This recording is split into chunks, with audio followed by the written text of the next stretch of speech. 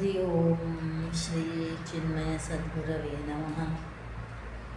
Upavedas IKS Indian Knowledge System in application.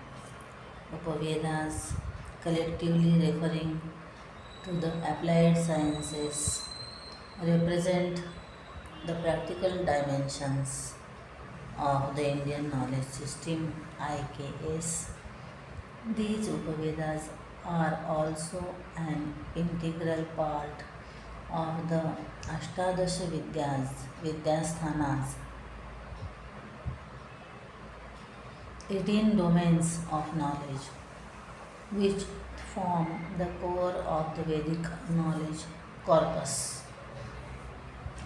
They comprise highly specialized texts covering various disciplines like science, life science, Ayurveda, warfare, Dhanurveda, performing arts, Gandharva, architecture and illustrative arts, Sthapatya, and statecraft and politics, Arthashastra.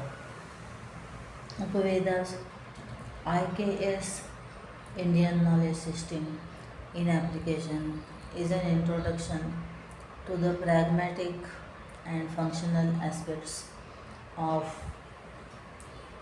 Indian knowledge system, tailored for novices and beginners.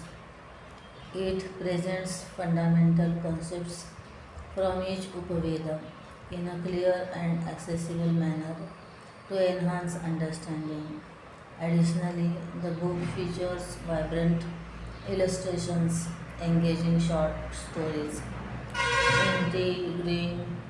intriguing facts in the Do You Know section, hands on, do it yourself exercises, and concept maps summarizing each chapter. These elements collectively offer readers a comprehensive insight into the five Upavedas that have significantly shaped the Indic civilization and its cultural heritage. Upavedas, Indian knowledge system in application, a book published by Chinmaya International Foundation, Adi Shankara Nilayam, Veliyanad, Ernakulam, Kerala, India. Satyam Param Dhimahi.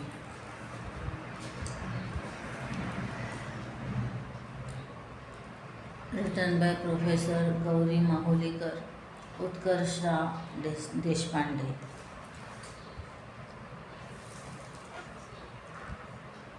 Published in June 2025.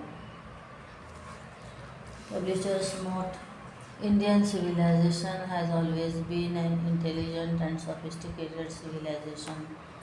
The intellectual legacy of Bharat has consistently valued the practical application of knowledge. The following famous Sanskrit Subhashit emphasizes the importance of applying knowledge. पुस्तके पठितः पाठः जीवने नैव साधितः किं भवेत् तेन पाठेन जीवने यो न सार्थकः. The lesson studied in a book but never applied in life. What is the use of such a lesson which holds no meaning in real life? The eternal Vedic knowledge corpus has given rise to several branches of knowledge that has now collectively known as the Indian knowledge system IKS. The classification of IKS into 18 sources of knowledge, Ashtadasha Vidyasthanani, includes Upavedas, the applied sciences. Even a cursory glance at the principles outlined in these Upavedas texts, Ayurveda Dhanurved, Gandharva, Sthapatya and Arthashastra, associated respectively with the Rigveda, Yajurveda, Samaveda and Atharvaveda, reveals their enduring relevance in Indian cultural discourse. While these principles are still widely practiced, it is astonishing that literary texts detailing the science behind these traditions are not readily accessible in the mainstream literary canon. This introductory book seeks to fill that void in addition to explaining the foundational principles of the Upavedas. This book highlights their practical applications through short stories, do it yourself exercises, and curious inquiries under the section Do You Know? We are confident that the engaging layout and simple language in this book will provide readers with a unique learning experience and enhance their understanding of Bharata's civilizational wisdom. We are thankful to Utkarsha Deshpande, Sanskrit student of Chinmaya Vishwavidyapit, for her commendable contribution to the content of the book. The attractive pagination of this book and the integration of all modifications were meticulously executed by Dr. Gayatri Viji and Srimati Radhika Manoj, Srimati Sarala Suresh and Srimati Anjali N. Kumar made significant contributions to the final proofreading of this book. Dr. Chaitanya Ugale and Shri Patrik Rumde handled overall coordination and all the back end activities. The apt cover of this book is designed by Shri Saurav Singh Raghuvamshi. We appreciate the dedication and sincerity shown by all these CIF Sevaks. Print Express has done excellent and timely printing work. This publication has been sponsored by Shri Deepak Raghavan and his family from Atlanta, USA. CIF is grateful for his munificent support. Special thanks to Srimati Manisha Bhagat from Delhi for coordinating and organizing the sponsorship. We invoke the grace of the Lord and the blessings of Pujya Gurudev Swami Chinmayananda on them and their families. The project has been blessed by Pujya Swami Swarupananda, the global head of Chinmaya Mission, who has been a source of inspirational guidance for multifarious activities at Chinmaya International Foundation (CIF). We have always felt the grace and blessings of Pujya Gurudev Swami Chinmayananda throughout this project. Professor Gauri Mahulikar, Academic Director CIF, and Swami Advayananda, President Chinmaya International Foundation CIF. Forward, Indian civilization is one of the most uninterrupted civilizations of the world that has spanned more than 5 millennia of existence as per the current research and available evidence. However, in the Indian tradition, it is believed that the antiquity of the civilization is much more, running to several millennia. A society with such an uninterrupted tradition ought to have generated a unique knowledge system based on experimentation, learning, and experience. The deep insights this experience and deeper insights. This forms the core of the Indian knowledge system, IKS, as it is popularly referred to today. What makes IKS unique is the manner in which the knowledge repository has been transmitted down the generations orally, ably supported by scriptures. Despite such an uninterrupted tradition of knowledge preservation, sharing, and transmission, there has been a significant discontinuity in this process Due to certain developments in the 19th century, IKS Indian knowledge system lost its primacy in mainstream education. The efforts of the present day government to revive Indian knowledge system through NEP 2020 have breathed a new life into revisiting the Indian knowledge system repository. A society that is out of touch with its civilizational and cultural past will eventually face an identity crisis. Therefore, the achievements of the ancestors and their contributions to knowledge need to be highlighted. Such efforts help to educate the masses, enable further study and research into the aspects addressed by our ancestors in society, and allow these ideas to be carried forward appropriately in the contemporary context. Therefore, new publications in the field of Indian knowledge system are most welcome. Upavedas belong to the applied aspects of Vedic concepts and have direct relevance today. While many of the concepts discussed in Upavedas are in use today, there is very little understanding of these among the public, as there is no structured introduction to the subject. While there are books available that describe Vedas and Vedangas, there is hardly an attempt to put together important concepts and references related to Upavedas. The authors have made a commendable effort to fill this gap by publishing out this book in a timely manner. A subject of this nature is vast, and to write a book in a concise fashion requires expertise in the subject, a deeper understanding of the ideas, and a certain skill in writing. The authors have amply demonstrated these capabilities by way of bringing this book. The book refreshingly provides a contemporary touch to the subject by including engaging features such as boxed stories and illustrations connected to the topic.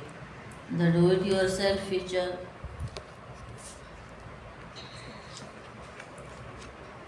encourages readers to engage deeply with the subject and fostering greater clarity and understanding of the concepts.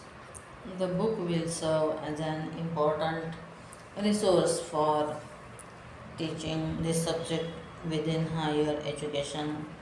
I am confident that the book will be well received by everyone in the Indian knowledge system domain.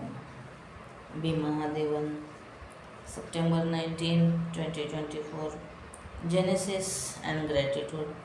We express our gratitude to Jagadguru Sri Adi Shankaracharya and Puja Gurudev Swami Chinmayananda for their divine blessings and guidance. We have always felt their spiritual presence at Chinmaya International Foundation.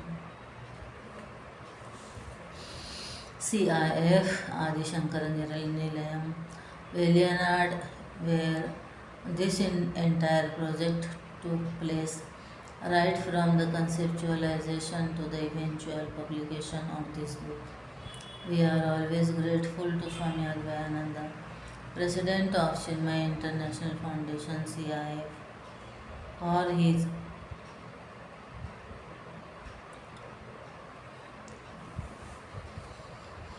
unwavering support and encouragement. Swamiji has always been an inspiration for us, and his blessings have been immensely important throughout this project. We are grateful to Professor B. Mahadevan for penning an insightful foreword for this book. His contribution to the Indian knowledge system field has been phenomenal. We are deeply humbled by his kind support for our earnest endeavor. At the auspicious maternal home of Adi Shankaracharya. Chinmaya Vishwavidyapith CVV started a series of free online lectures on Indian knowledge system named OLA, Open Learning for All. Approximately 5 years ago, the Upavedas were covered in this series, among other branches of Indian knowledge system. We are grateful to Dr. Vinayak Rajat Bhatt, Dr. Prasad Bhide, Ruchita Rane, and Srinath Mohandas, who delivered engaging lectures on the topics of Upavedas in this series. The original video links are given under the bibliography section of the respective chapters. Later, a thorough examination of available literature on Indian knowledge system is in popular literary discourse revealed the dearth of introductory literary texts in the English language on the Upavedas. A book providing a bird's eye view of all the Upavedas in one place is evidently a rare, perhaps non existent phenomenon.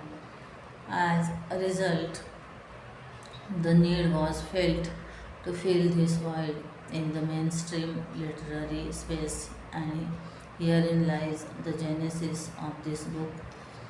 We are grateful to Dr. Vinay Pawar for his inputs in the section of Ayurveda, especially the oath prescribed in Charak Samhita in comparison with the Hippocratic oath. Vinamra Herle, a Chinmaya Vishwavidyapith student of Sanskrit, has drawn artistic and colorful illustrations that have enhanced the charm of this book. We thank Dr. Gayatri Vijay and Srimati Radhika Manoj for providing attractive pagination of this book and integration of all the modifications. Srimati Sarala Suresh and Srimati Anjali N. Kumar made significant contributions to the final proofreading of this book. Dr. Chaitanya Ule and Dr. Pratik Rumde, the members of the publication team of Chinmaya International Foundation CIF, have been instrumental to the fruition of this book. We thank you all for your generous support and blessings. Professor Gauri Maholekar, Utkarsha Deshpande, June 2025, 75th Jayanti of Pujya Guruji, Tejamaya Swami Tejamaya. Contents, publishers' notes, forward, genesis and gratitude. Introductory chapter. What are the components of Indian knowledge system? What are Upavedas? Why should Upavedas be studied? Bibliography and bibliography. Chapter 1, Ayurveda. What is Ayurveda? Literature of Ayurveda. Objectives of Ayurveda. Ayurveda versus modern medicine. Branches of Ayurveda. Basic concepts of Ayurveda. 7 dhatus and 3 malas. Prakriti and 3 doshas. When dosha disease arise. Psychological diseases and Ayurveda. Diagnosis and treatment of diseases in Ayurveda. Medicines in Ayurveda. Therapeutics. Treatment of mental disorders and psychotherapies. Multidisciplinary approach of Ayurveda. Conclusion. Overview of the chapter. Charaka Oath and the revised Hippocratic Oath. Bibliography and bibliography. Dhanurveda. What is Dhanurveda? Literature of Dhanurveda. Purpose of Dhanurveda. Basic concepts of Dhanurveda. Weaponry in Dhanurveda. Building of weapons. Positions of the archer. Certain unique weapons mentioned by Dhanurveda. Aiming. Training of a warrior. Aiming at sound. Shabdaveda. Astras. Army construct. 10 hierarchy in Akshayani army. War strategies, military arrays, war ethics, conclusion. Overview of the chapter Bibliography and Bibliography. Chapter 3 Gandharva Veda. What is Gandharva Veda? Literature of Gandharva Veda. Natya Veda as fifth Veda. Purpose of Gandharva Veda. Constituents of Gandharva Veda. Rasa Siddhanta. Music. Ancient period. Medieval period. Raga. Tala. Contemporary period. Hindustani versus Carnatic music. Types of Vadyas in Indian classical music, dance, various dance traditions found in different parts of India. Aspects of dance.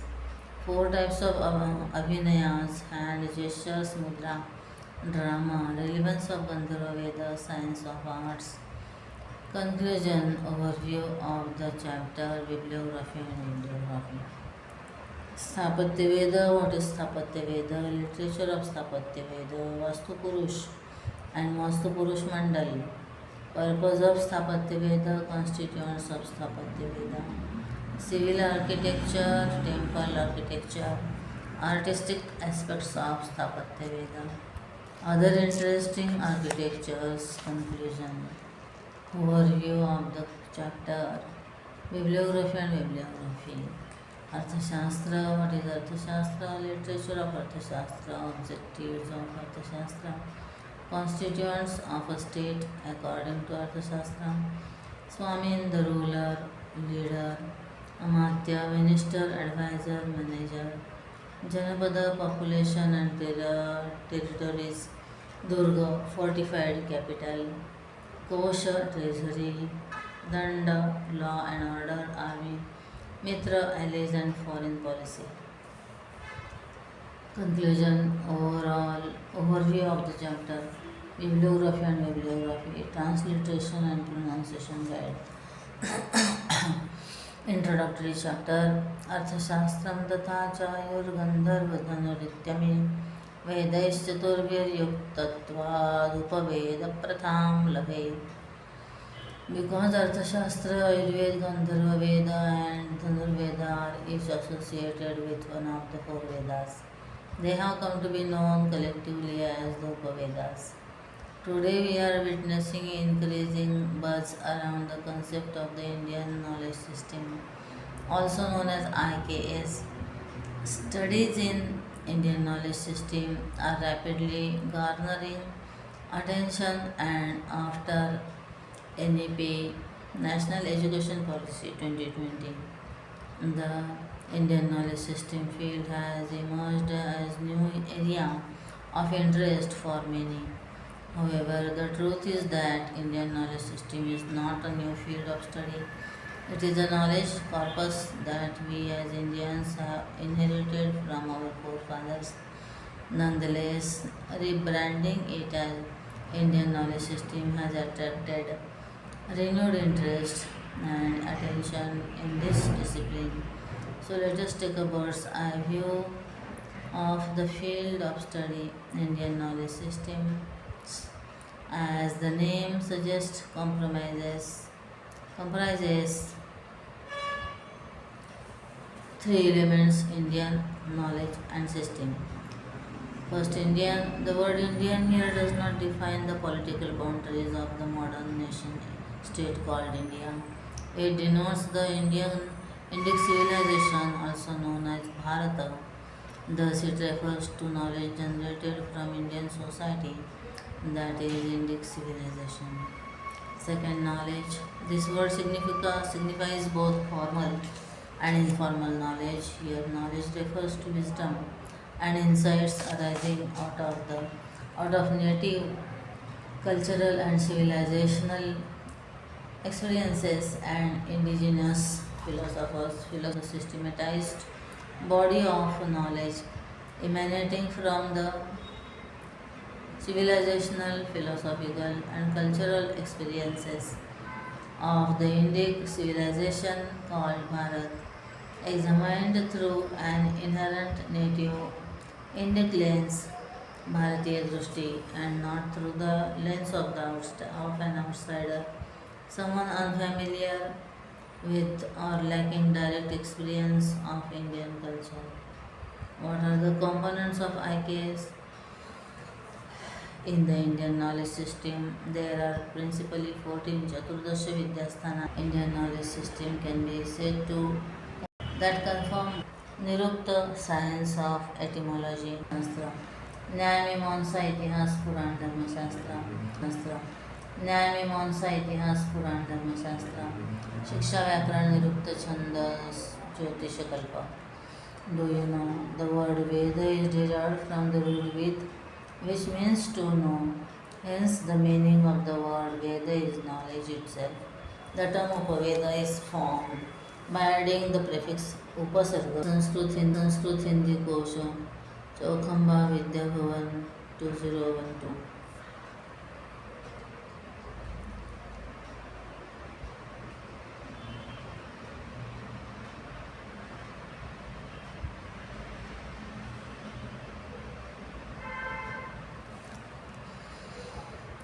Therefore,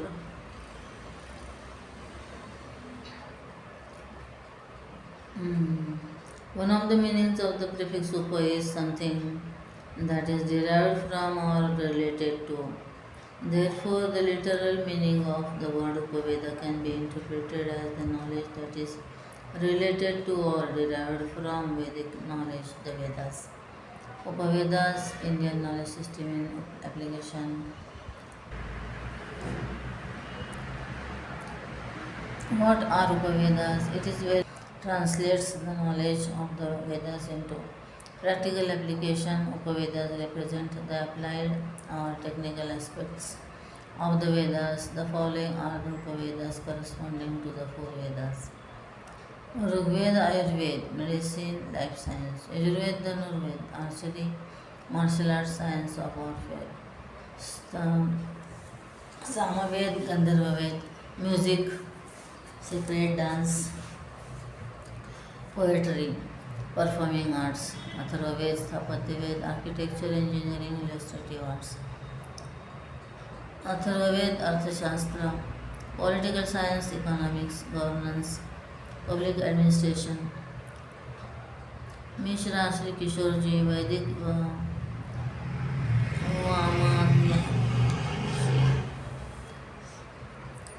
वाङ्मय वैदिक वाङ्मय का शास्त्रीय स्वरूप वैदिक heritage portal. आयुर्वेदो धनुर्वेदो गान्धर्वश्चैव ते त्रयः अर्थशास्त्रं चतुर्थन्तो विद्या अष्टादशैवताः. Vishnu Puran 3.6.29. Traditionally, Ayurveda is considered as Upaveda of Rigveda. However, some scholars consider Ayurveda as Upaveda of Atharvaveda, as almost 1/6 of the Atharvaveda consists of hymns related to medical science. Interestingly, one of the names for Atharvaveda is Bheshaja Veda. Bheshaja literally means medicine in Sanskrit. Some Sanskrit scholars such as Katyayana consider Sthapatyaveda as Upaveda of Atharvaveda. However, as per Vishnu Purana, Arthashastra considered as Upaveda of Atharvaveda. So, Bheshaja Veda means Atharvaveda. Atharvaveda is also called as Bheshaja Veda. Thus, Upavedas pertain to the cultural and civilizational aspects of humankind. They encompass domains such as health, security,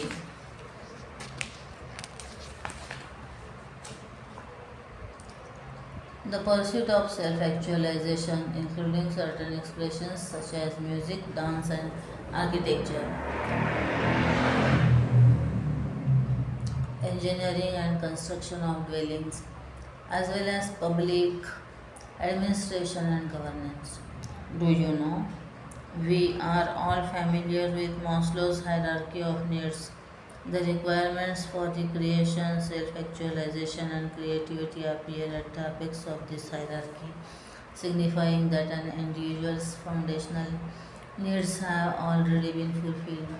Upavedas are texts of applied knowledge that address these higher level needs in including self actualization and creativity, as discussed above. Does this not indicate that the Bharatiya civilization was highly advanced, engaged in deep thought, research, knowledge transmission, and composition of texts that reflect such applied understanding? For the sake of acquiring knowledge, it is imperative that keep modern performing arts while the dinacharya daily health regimen prescribed in Ayurveda continued by medical practitioners for maintaining well-being customs and traditions of the Indic civilization. As previously discussed, their very existence and sustained applicability serve as strong indicators. Please Banaras. Swami Shivananda, All About Hinduism, 10th edition 2013, The Divine Life Society. Mahadevan B. Bhatt, Nagendra Pavan, Introduction to Indian Knowledge Systems, PH Learning, PHI Learning, Private Limited, Bibliography Mishra, Dr. Sri Kishorji Vedic Vangmai, अशास्त्रीय स्वरूप वैदिक heritage provide history of Indian knowledge system professor B Mahadevan IIT KGP Sangam talks channel chapter 1 Ayurveda ओम शंखं घटं चारुदोर्भिश्चतुर्भिः सूक्ष्मस्वच्छातिरुद्यांशुक परिविलसन्मौलिमम्भोजनेत्रम् कालाम्भोदोज्ज्वलाङ्गं कटितटविलसच्चारुपीताम्बराढ्यं वेधन् to a wildfire that destroys the dense forest of diseases. Expected learning outcomes at the end of the lesson. Learners will be able to define Ayurveda, understand the fundamental principles of Ayurveda, appreciate the significance of Ayurveda, recognize the multidisciplinary relevance of Ayurveda. What is Ayurveda? Everyone is familiar with the word Ayurveda, but what does the word Ayurveda actually denote? Medical science that is limited understanding. Ayurveda is not merely medical science, it is the science of life. The word Ayurveda is derived from two Sanskrit words, Ayush and Veda. Ayush means life and Veda derived from the root Veda meaning to know signifies a repository of knowledge.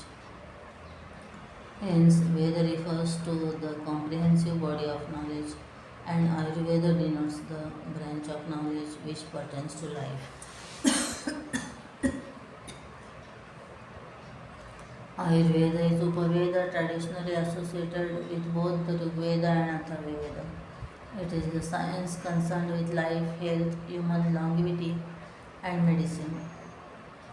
Charak Samhita defines Ayurveda as Hita Hitam Sukham Dukkham Ayush Tasya Hita Hitam.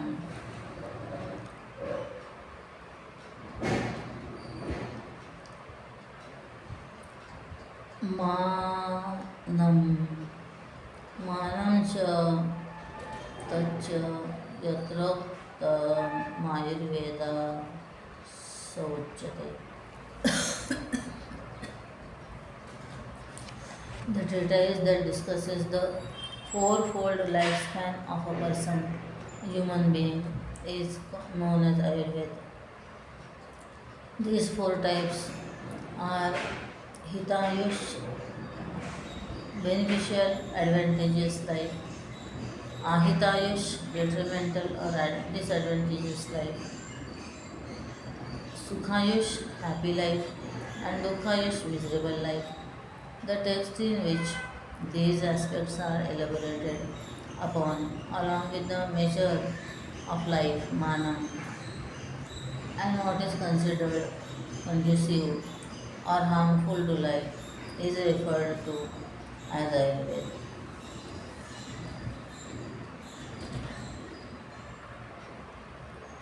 Charak Samhita also defines Ayu or life as Sharirendriya Sattvatma Sanyoga Dhari Jivitam. The integration of Sharira, body, Indriya, sense organs, Manas, mind, and Atma, consciousness, is termed Ayu.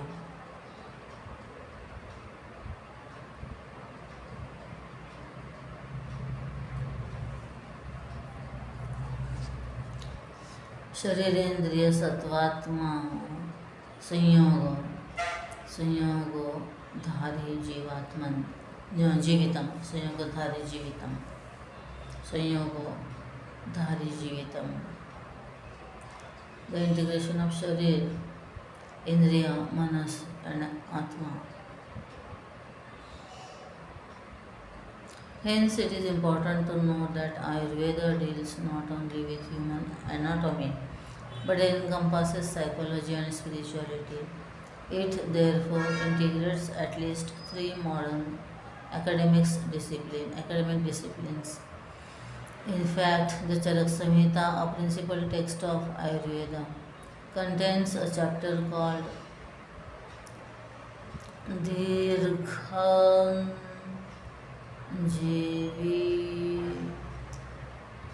Jiviti Yadhyay, which literally means the chapter of long life. Thus, Ayurveda not only promotes good health but also actively advocates for a long and healthy life. Charak Samhita Sutra Sthanam 1.42. Do you know the Pada Vyutpatti, morphological derivation of the Sanskrit word swastha, which means healthy, is swasmin eva tishtati iti swastha. That is the one who stays happy by himself. In other words, a swastha is a person who is self-content and does not rely on others or external circumstances for happiness.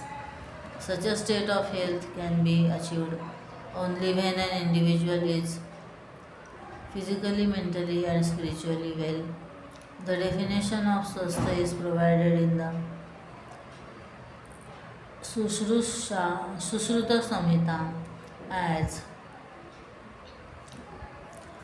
Prasanna Atmendriya Manaswastha Ityabhidhiyate.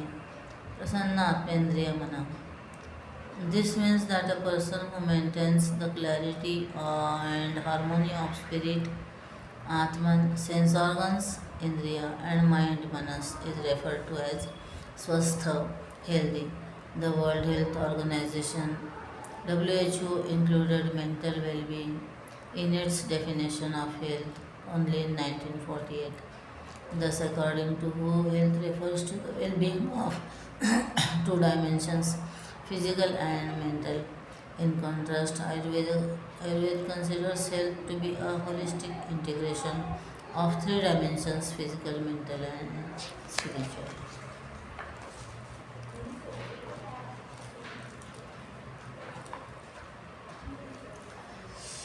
Literature of Ayurveda. Ayurveda is considered as Upaveda of the Rigveda. However, some scholars are of the opinion that Ayurveda is derived from Atharvaveda. Sanskrit Shastras and the number 3 share a significant connection. Every major Shastra generally has three key proponents or foundational texts. Accordingly, Ayurveda also has Munitraya, three principal scholars. These scholars, along with the texts attributed to them, are regarded as the fundamental texts of Ayurveda. They are Charaka, Charak Samhita, Sushruta Samhita, Vagbhata, Ashtanga Hruday, Ashtanga Hruday and Ashtanga Sangraha. Ashtanga Hruday and Ashtanga Sangraha.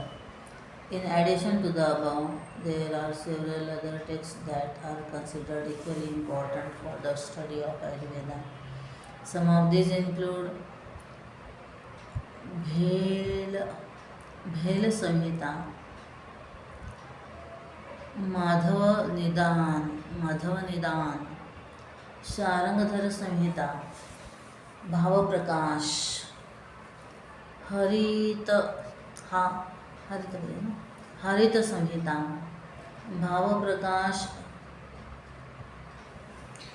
सनिघंटु, भाव प्रकाश निघंटु, कश्यप संहिता, कैयदेव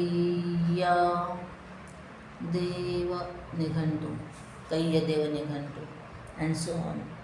Objectives of Ayurveda. Ayurveda, being a science of life, has three primary objectives. 1. Preventive. It aims to prevent the onset of disease, thereby helping a healthy individual maintain their well-being.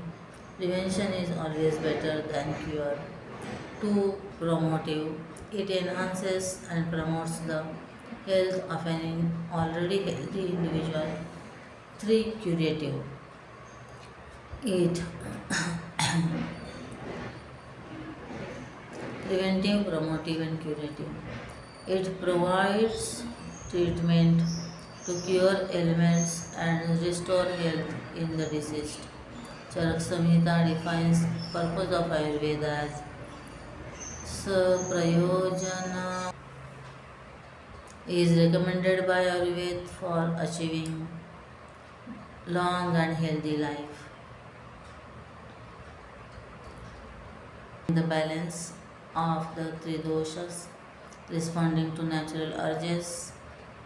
Charak Samhita Sutra Sthanam 30.26.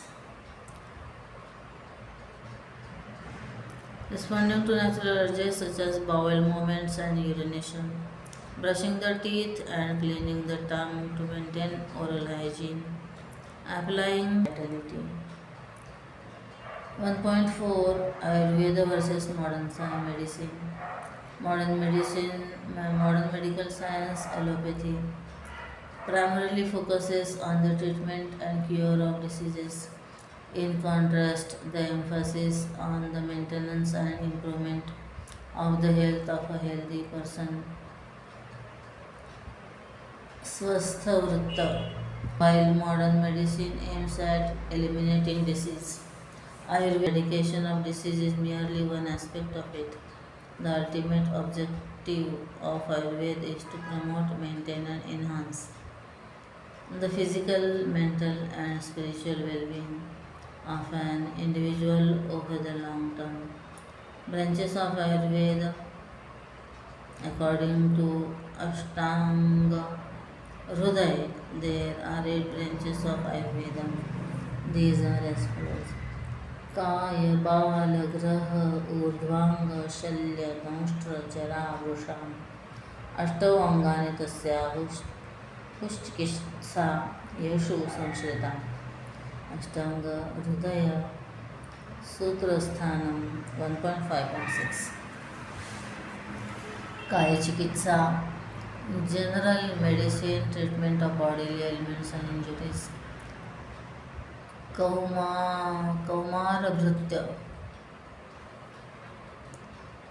कौमारभृत्य बालचिकित्सा.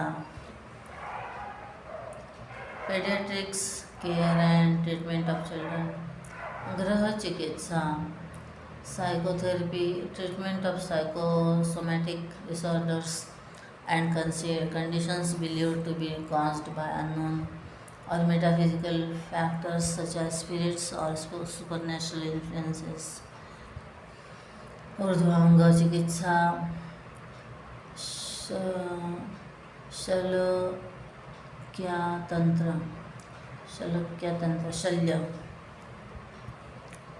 शल्यतंत्र, treatment of diseases relating to the ears, eyes, nose, throat, and head. Urvanga, Shalyatantra, surgery,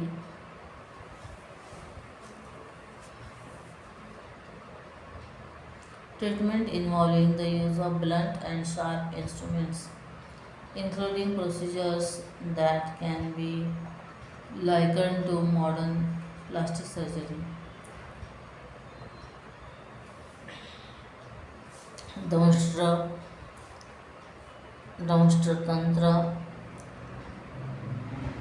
Aga, the Agadatantra, toxicology, treatment of poisoning caused by animals, insects, and other toxins. Jara Tantra, Rasayana Tantra, rejuvenation therapy, treatment of age related conditions, immunomodulation, and anti aging interventions. Vrusha, Vajikarana Tantra, aphrodisiac therapy. Aphrodisiac therapy, medicines and techniques to enhance sexual health, potency, and fertility.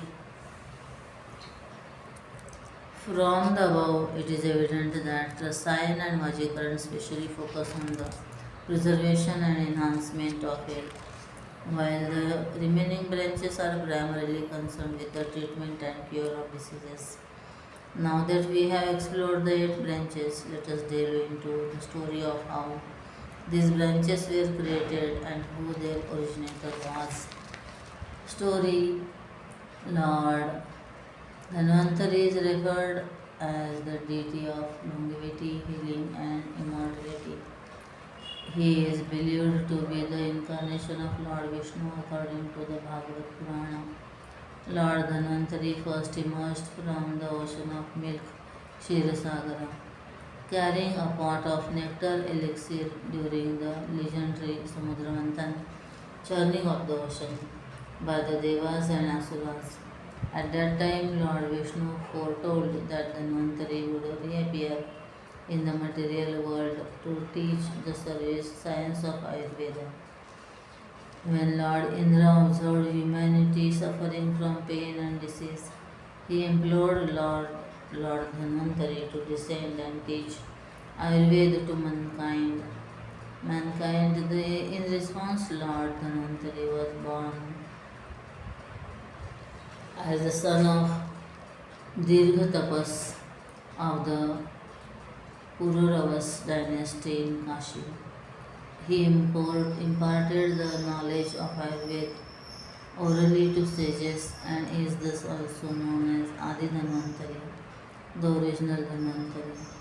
It was he who classified Ayurveda into its 8 foundational branches during his teachings. Do you know?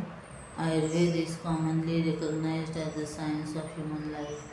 However, there are other specialized branches of Ayurveda that address the health and well-being of non-human life forms.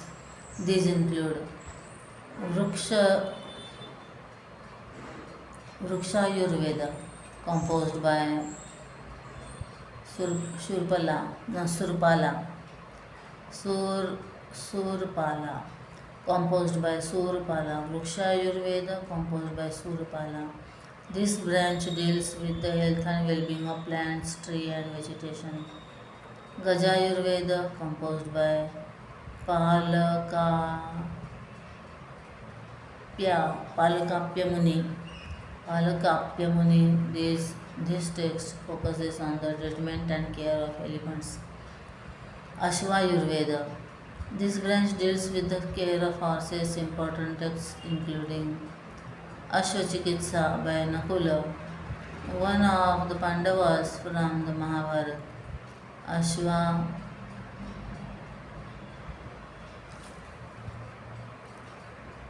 Pandavas from the Mahabharata. Ashwashastra by Shalihotra. Ashwashastra by Shalihotra and Ashwa Vaidyak by Jaya Datta.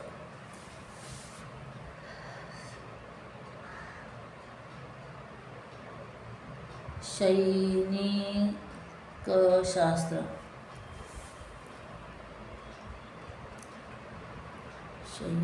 शैनिकशास्त्र authored by Rudraveda. This text concerns the care of hawks and other birds of prey. Go Vidyan treatise pertains to the health and well-being of cattle. Basic concepts of Ayurveda. Every Ayurveda text, particularly the Samhita texts such as Charak Samhita and Sushruta Samhita, begins with cosmology, that is the creation of the universe, the origin of human beings and related concepts.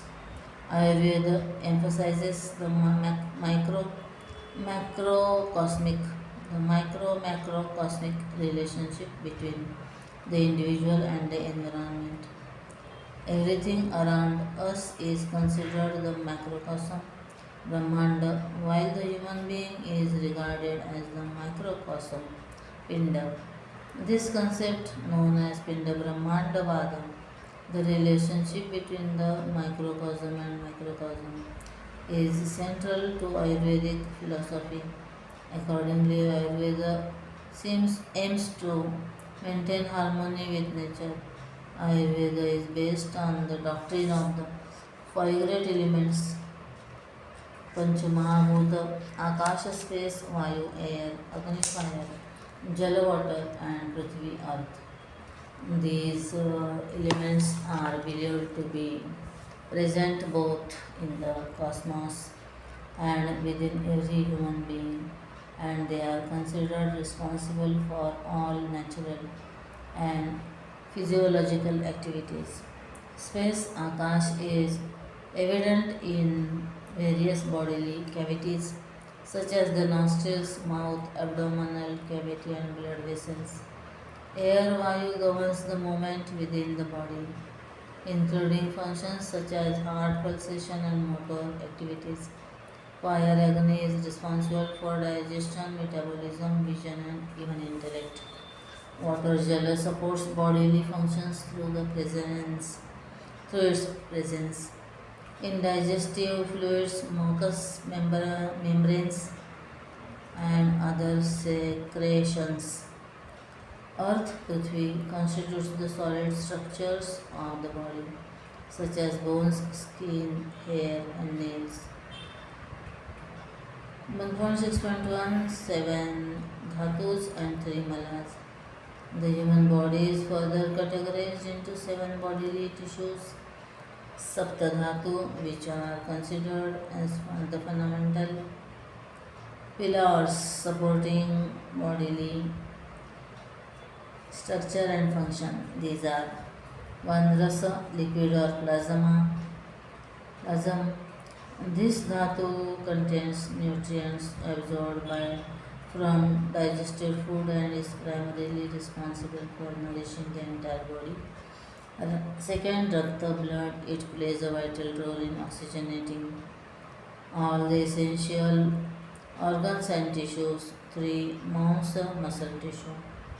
This provides physical strength and enables the movement of joints. 4. Meda, fat. It serves as a lubricant for the body and helps in maintaining internal moisture and insulation. 5. Asthi, bones. It provides structure, shape, and support to the human body.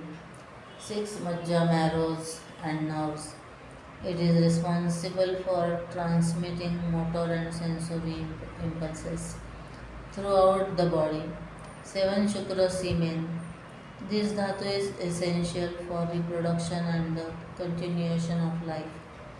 The body produces 3 types of waste products. Mala. 1. Mala, feces formed as a result of the digestive process. 2. Mutra, urine formed during the process of digestion. 3. Sweda, sweat, considered as the byproduct of the metabolic activity of fatty tissues. In the treatment of a patient, Ayurveda considers both the quantity, matra, and of the seven dhatus present in the body and the nature of the three malas. The color of urine, consistency of feces, and quantity of sweat from a vital part of the examination of a patient. We have urine and feces tests in contemporary times as well. These are done to determine the pathological condition of the patient. Patients, however, our ancestors also tested sweat, which we do not test in the current times. Here, a significant deviation from modern medicine can be seen. Modern medicine generally recommends the same medicine for all the people having the same disease. That is not the case with Ayurveda. In Ayurveda, one medicine is not recommended for all the people having the same disease. It depends on the prakriti, natural state of the patient. Thus, it is said that modern medicine treats the disease, roga, and Ayurveda treats the person having state or constitution of a human being. Philosophically, Prakriti is comprised of three gunas. Ayurvedic Prakriti, however, deals with three doshas. To understand Prakriti, first we need to understand what are the three doshas. Three dosha, as Prakriti denotes a combination of these three doshas peculiar to an individual. Three doshas. The word dosha literally means faults. They are called doshas because they denote imbalance. They are one vata or vayu. It comes from the root word va, which denotes motion. This is responsible for movements in the body. Two pitta. It comes from the root word tap, which denotes heat.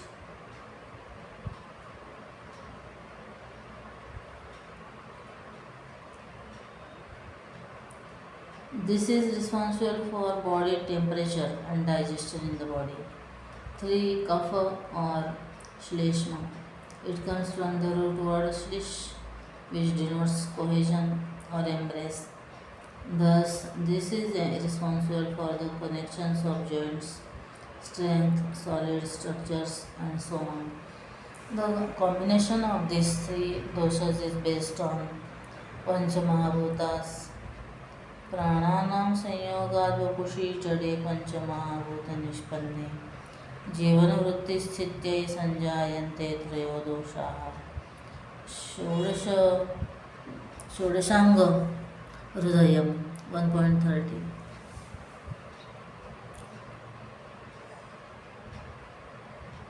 The concept of doshas is derived from the concept of gunas in Sankhya Darshan. According to Sankhya, Prakriti refers to the state of equilibrium between three gunas: Sattva essence, Rajas moments, and Tamas inertia. Here the word guna means gavana, that is of lesser importance.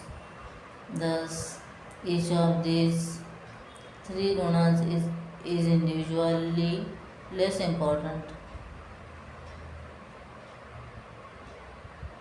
More importance is given to their combination. As per the world creation theory of Sankhya Darshan, when these three are in equilibrium, no creation manifestation happens.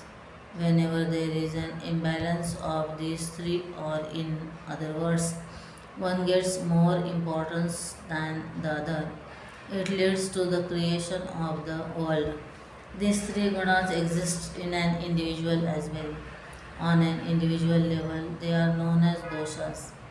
When they are in equilibrium, here equilibrium denotes a particular natural state prakriti. The person is healthy as these are as there is no manifestation of disease. Ayurveda is all about bringing back the patient from vikruti, state of imbalance, to its prakriti, that is the peculiar natural state. To balance these doshas, We have to first understand their nature. One Vata, Ruksha, dry, Laghu, light, Chara, mobile, Khara, rough, and Shigra, swift. So dry, light, mobile, rough, swift. Ruksha, Laghu, Chara, Khara, Shigra. Then second, Pitta, Ushna, hot, Tikshna, sharp, Drava, liquid, Mishra, stinky. So hot, sharp, liquid, stinky. Ushna, Tikshna, Drava, Vishra. Visra. Visra. Stinky, Visra. 3. Kapha, Shlakshna, smooth, snigdha, moist, mrudu, soft, sandra, dense, manda, slow, sthira, stable. So smooth, moist, soft, dense, slow, stable. Shlakshna, snigdha, mrudu, sandra, manda, sthira. These doshas are also identified with the body parts where they arise. Kapha usually affects from the heat to chest portion, Pitta from chest to navel portion, and Vata below the navel portion of the body. Prakruti. At macrocosmic level, the state of equilibrium of the three gunas is called Prakruti. At microcosmic level, all the three doshas exist but in a peculiar combination. One dosha is always seen to be having a predominance over the three other two. That predominance of one dosha is something individual an individual is born with. Accordingly, that one dosha decides the prakriti of that individual. Do it yourself. Each of the three doshas have some qualities. Refer to the chart given below. For each of the attributes, tick mark where it falls for you out of the three doshas based on your natural, physical, and emotional tendencies. It is used by psychologists as well. At the end of the exercise, whichever dosha has highest ticks can be said to be your prakriti. The most important thing to note before solving this exercise is be honest. This exercise is based on the text called Ayurveda Philosophy by Dr. P.H. Kulkarni, published by Sri Sadguru Publications. Attribute Vata, Pitta Kapha. Height tall or very short, medium, short. Build skinny, moderate, large. Weight low, hard to hold. Weight moderate, heavy, hard to lose weight. Skin dry, rough, warm, oily, cold, damp. Eyes small, nervous, piercing and sharp, large.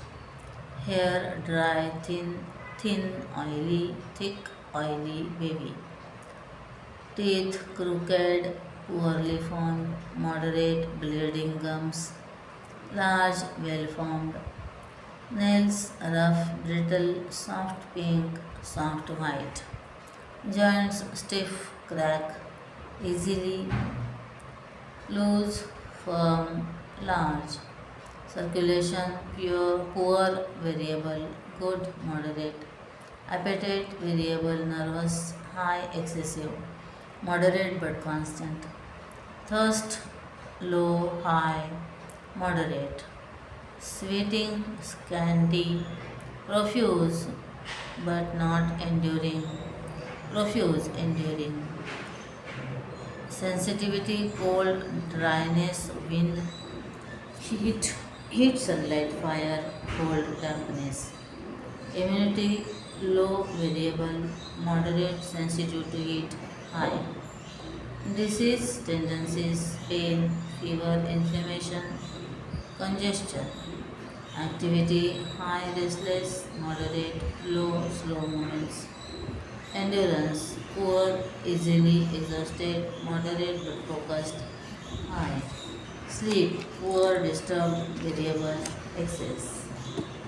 Dreams frequent, disturbed, moderate, colorful, infrequent, romantic. Memory quick but absent minded, sharp, clear, slow but steady.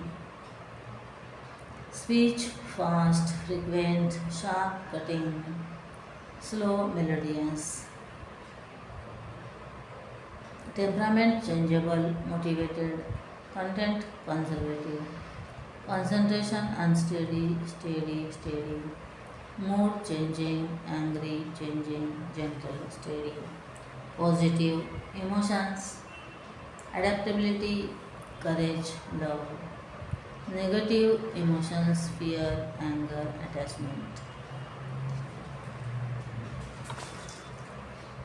Vata Pitta Kapha. 1.6.3.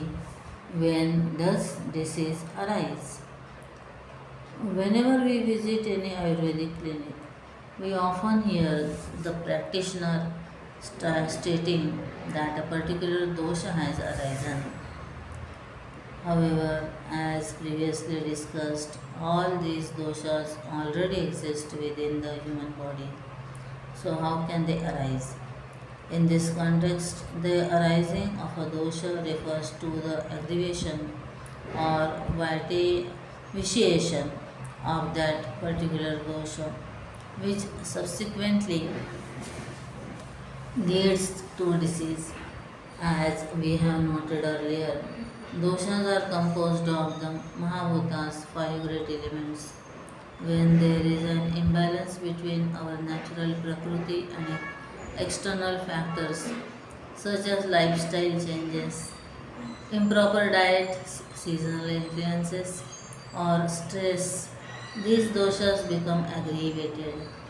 For instance, an imbalance in the water element leads to kapha aggravation, disturbance in the digestive fire Agni results in pitta imbalance, and disruption in the air element causes vata aggravation. Sometimes the doshas fall below their balanced level. It is inherently understood that when one dosha becomes aggravated, another correspondingly diminishes, and when one falls below its balanced state, another rises to take its place, thereby causing its own aggravation. The ideal condition is a state of equilibrium among all three doshas. Any increase or decrease in their natural levels results in disease. Broadly, there are three primary causes for the imbalance of the three doshas. These are 1. Deliberate errors in eating and sleeping patterns committed despite awareness of their harmful effects. For example, consuming excessive amounts of junk food. 2. Non-compatibility issues, consumption of food and adoption of a lifestyle that is incompatible with one's prakriti. For example, allergies, adverse reactions to certain food items, and so on. 3. Irregularity. Lack of consistency in lifestyle also leads to disease. For example, working late into the night, irregular sleeping hours, and so on, so forth. Do you know? Also related to tastes, rasa in the food. According to Ayurveda, a healthy diet should contain all six tastes. Those are madhura, sweet, amla, sour, lavana, salty, tikta, bitter, katu, pungent, spicy, and kashaya, astringent. So, rasa composed of aggregates specifies sweet, water and earth, kapha, vata, pitta. So, sour earth and fire, pitta, kapha, vata.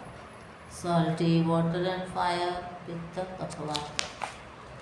Pungent air and fire, vata, pitta, kapha. Bitter air and ether, vata, kapha, pitta. Astringent earth and air, vata, pitta, kapha. 1.7 Psychological diseases and Ayurveda. We have already seen that Ayurveda regards mental and spiritual well-being as essential components of health. Naturally, it addresses mental illness and psychological conditions in detail. There is no distinct profession as a psychiatrist or psychologist in Indian traditions, as these disciplines are integrated into the practice of Ayurveda. According to Ayurveda, physical diseases arise primarily due to external factors such as an improper diet, unhealthy lifestyle, and so on. In contrast, mental diseases mainly result from internal factors such as anxiety, stress, and the accumulation of negative emotions. However, physical and psychological diseases rarely occur independently of one another. Physical diseases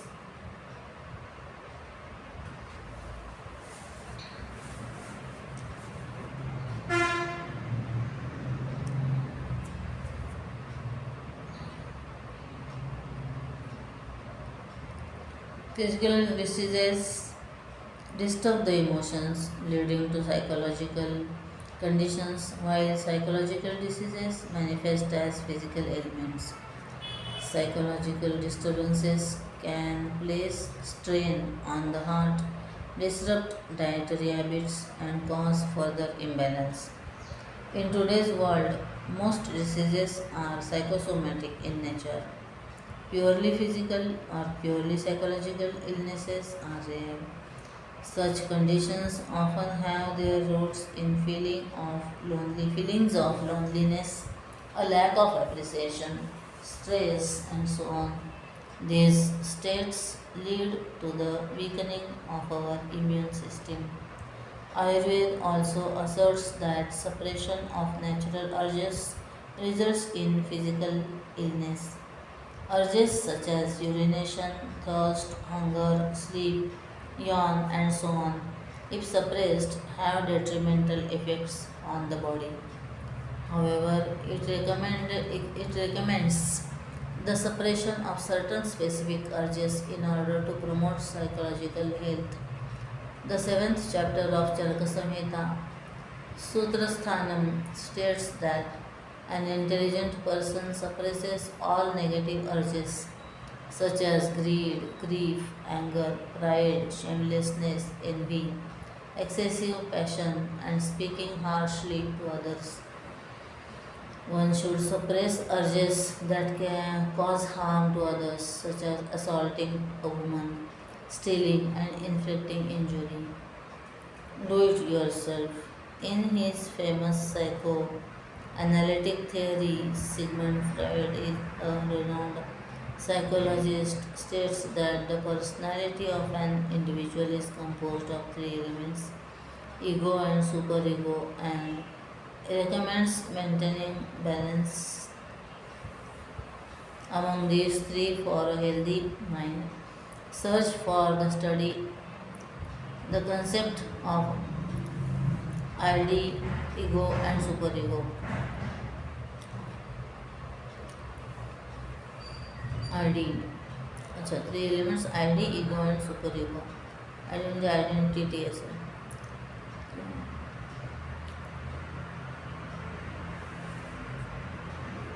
Ayurveda also discusses the suppression of certain urges for psychological well-being. What are the similarities and differences between the suppression of urges recommended by Ayurveda and management of the ID, means identity, ego, and superego? According to Freud's theory, 1.8 Diagnosis and treatment of diseases in Ayurveda. We have seen above that an imbalance of doshas leads to disease. Naturally, the treatment of disease involves alleviating the aggravated dosha and increasing the diminished dosha. Great emphasis is placed on correct and early diagnosis. Different diagnostic techniques are discussed in the Charak Samhita. These generally fall under two categories: examining the patient, examining the disease. Examining the patient is given greater importance in Ayurveda. As discussed earlier, Ayurveda focuses on curing the patient rather than merely treating the disease, thus restoring the patient's natural state. Prakriti is the primary objective. Do you know?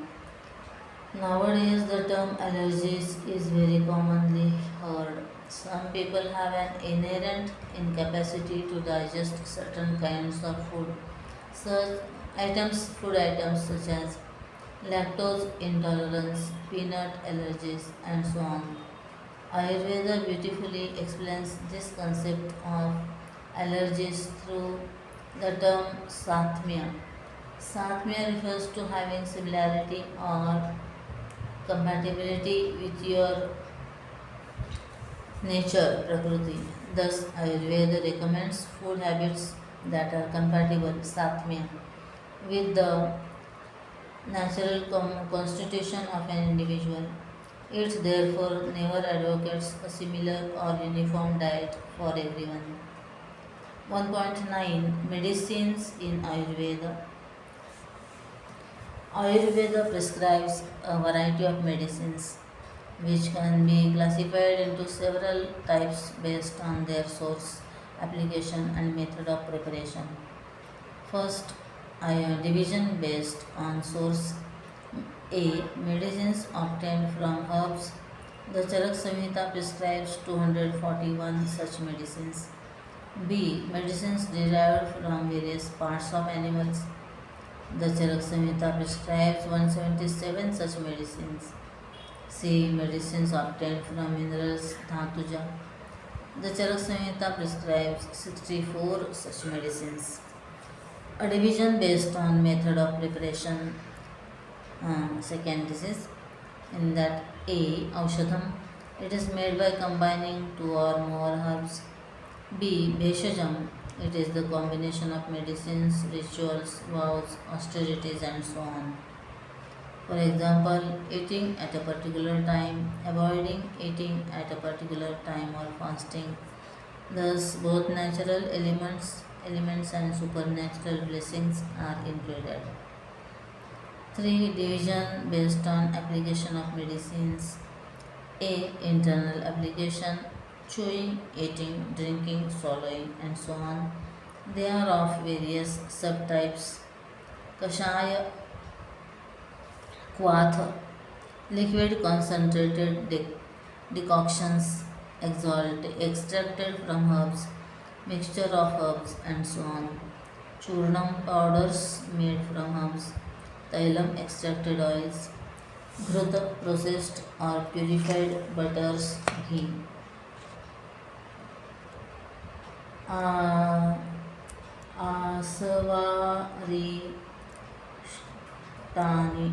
Asava arishtani, fermented liquids. Bhasma, ashes of minerals. Avaleha, a mixture of herbs, powders of herbs mixed with ghruta or madhu, honey. Lavana, salts. Vati, gutika, pills and tablets. B. External application: bathing, tying, applying to wounds, and so on. These are of various subtypes. Pralepa, ointments. Dhupa, inhalation of medicinal smoke. Lavana, salts. Do it yourself. Find any easily accessible Ayurvedic medicine. Study its ingredients and instructions for use provided on its label. Try to identify its type based on the Above given three types of divisions. Repeat this exercise and list at least 10 Ayurvedic medicines, categorizing them based on their source, application, and method of preparation. Hari Om. थोड़ा सा लग रहा है मुझे